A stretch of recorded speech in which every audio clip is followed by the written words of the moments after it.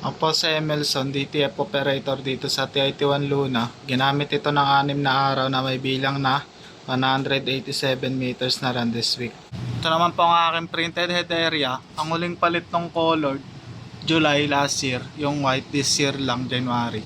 Same lang ng year na napalitan yung mga damper last year. Ang capping na may 90% good condition pa. Head clean. Linisin ang wiper after head clean. Nozzle check, yan po, buo naman po siya.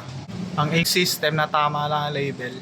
Ang waste tank na dinispose kagahapon, ABR, tsaka ground wire, nakadikit naman po sa pader. Dito naman po yung stock namin ng onyos, powder, DTF film. Ito naman po yung records na nagamit na CMYK white, media film, powder, cyan, magenta, yellow, black, cleaning solution, daily output record, printer daily checklist. Wala naman kaming in-house order. Thank you po.